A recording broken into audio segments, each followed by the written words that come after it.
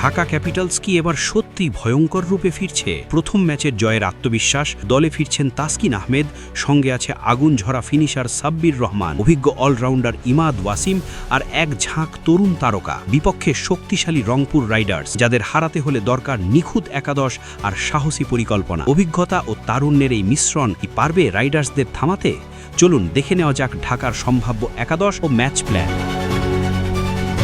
প্রথম ম্যাচে রাজশাহীর বিপক্ষে জয় দিয়ে টুর্নামেন্ট শুরু করেছে ঢাকা ক্যাপিটালস। সেই জয়ের রেশ ধরেই আগামীকাল তারা মাঠে নামছে সবচেয়ে বড় চ্যালেঞ্জের মুখে, রংপুর রাইডার্সের বিপক্ষে। এই ম্যাচকে সামনে রেখে ঢাকার একাদশে আসছে বড় পরিবর্তন, আর সেই পরিবর্তনের নাম তাসকিন আহমেদ। প্রথম ম্যাচে বিশ্রামে থাকলেও পুরোপুরি সুস্থ হয়ে দলে ফিরছেন বাংলাদেশের তারকা এই পেসার। তার ফেরা মানেই ঢাকার বোলিং আক্রমণ নতুন ধার পাবে। ঢাকার সম্ভাব্য একাদশে অভিজ্ঞতা ও তারুণ্যের এক চমৎকার সমন্বয় দেখা যেতে পারে। ওপেনিংয়ে দলের বড় ভরসা সাইফ হাসান। আগ্রাসী ব্যাটিংয়ের পাশাপাশি ইনিংস বড় করার ক্ষমতা রয়েছে তার। প্রথম ম্যাচে প্রত্যাশামতো শুরু না পেলেও রাইডার্সের বিপক্ষে সাইফ যদি শুরুটা ভালো করতে পারেন, তাহলে ঢাকার ব্যাটিং লাইন আপ আরও ভয়ঙ্কর হয়ে উঠবে। তার সঙ্গে ওপেনিংয়ে দেখা যেতে পারে উসমান খানকে, যদি তিনি পাকিস্তানে ফিরে না যান। এই জুটি শুরু থেকেই রংপুরের বোলারদের ওপর চাপ সৃষ্টি করতে পারে। 3 নম্বরে ব্যাট হাতে নামবেন বা শামীম হোসেন পাটোয়ারি।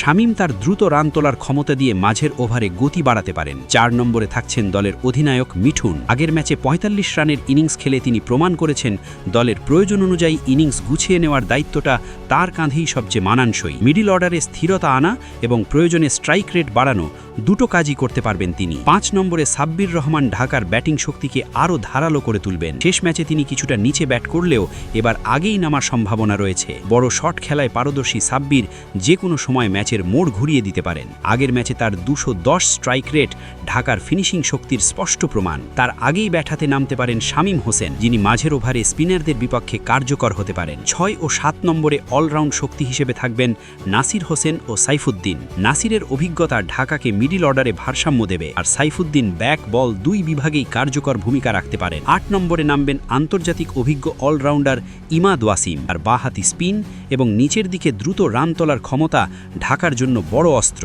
বোলিং আক্রমণে ঢাকার বড় শক্তি তাসকিন আহমেদের ফেরা। নতুন বল ও ডেথ ওভারে তার গতি ও সুইং রংপুরের ব্যাটারদের জন্য বড় চ্যালেঞ্জ হয়ে দাঁড়াতে পারে। তার সঙ্গে পেস বিভাগে থাকবেন সলমন মির্জা। স্পিন বিভাগে ইমাদ ওয়াসিম তো আছেনই, প্রয়োজনে নাসির ও শামীম হাত ঘরাতে পারেন। সব মিলিয়ে রংপুর রাইডার্সের বিপক্ষে ঢাকা ক্যাপিটালস নামতে যাচ্ছে এক ভয়ঙ্কর একাদশ নিয়ে। ব্যাটিংয়ে গভীরতা, অলরাউন্ডারদের ভারসাম্য আর বোলিংয়ে তাসকিনের আগমন, সবকিছু মিলিয়ে ম্যাচটি হতে যাচ্ছে জমজমাট। প্রশ্ন একটাই, এই শক্তিশালী একাদশ কি পারবে রাইডার্সদের রুখে দিয়ে টুর্নামেন্টে ঢাকার আধিপত্য প্রতিষ্ঠা করতে?